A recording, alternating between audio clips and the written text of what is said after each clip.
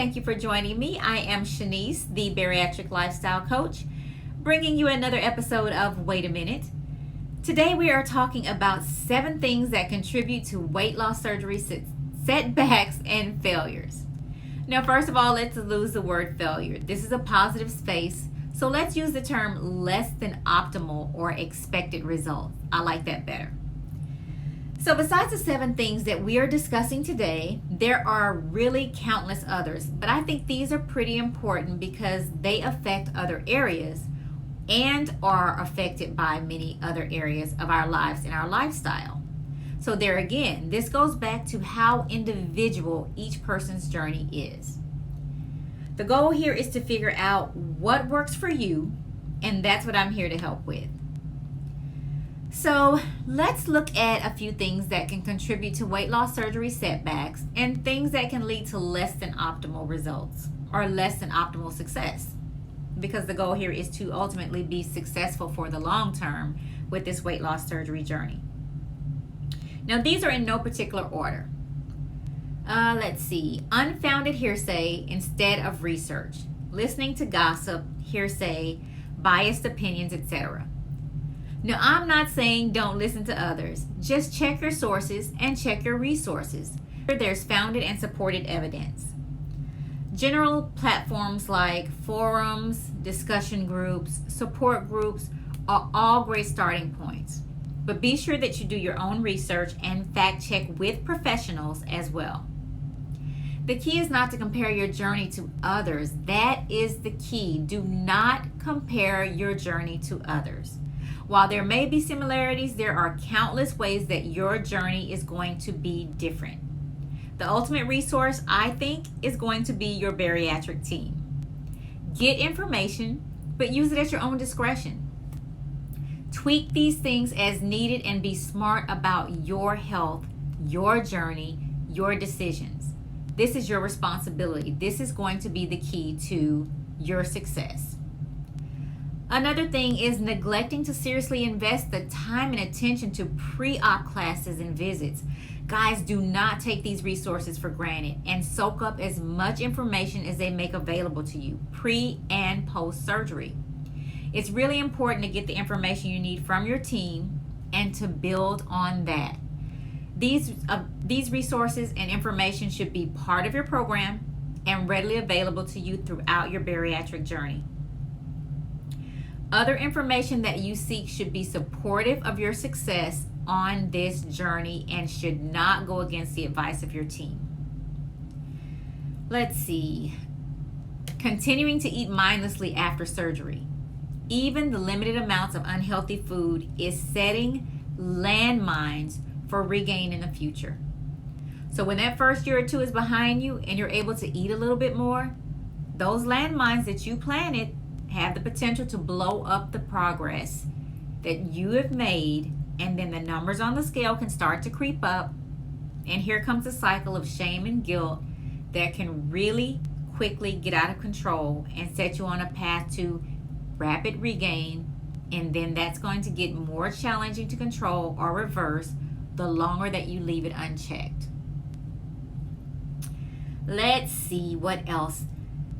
Feeling invincible during the honeymoon period. This goes back to setting good habits during the first few years.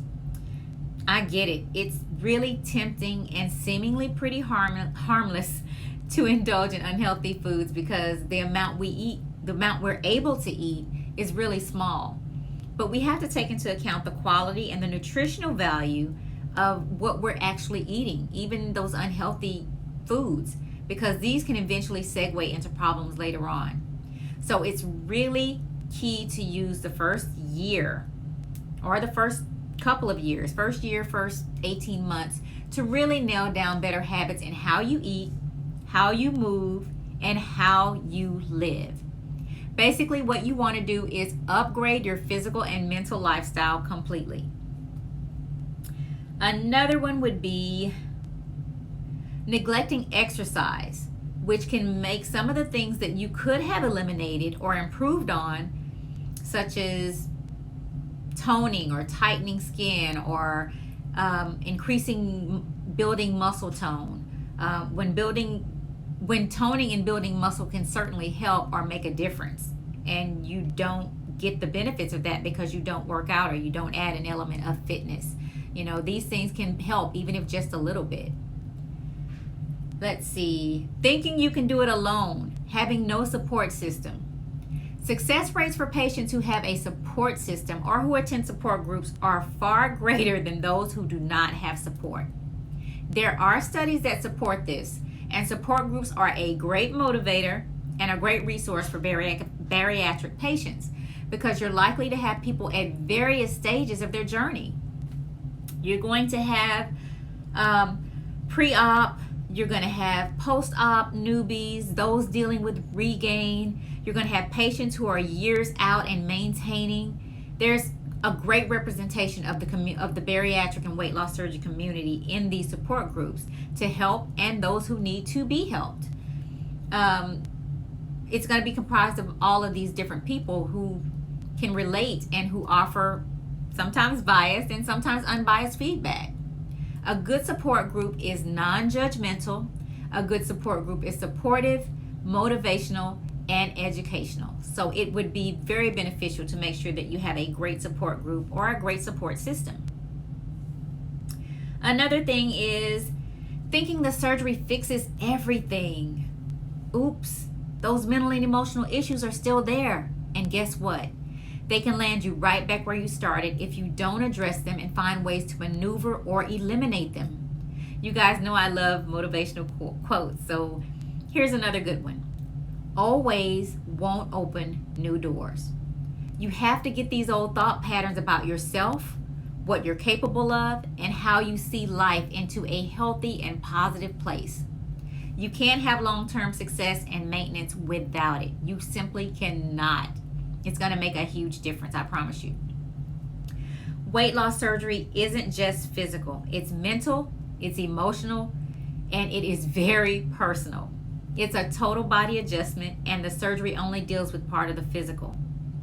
Working on the physical fitness, working on the mental fitness, working on the emotional fitness, and the relationships associated with each of these things are going to be key to getting to a place of sustaining, maintaining, and reclaiming your life and health.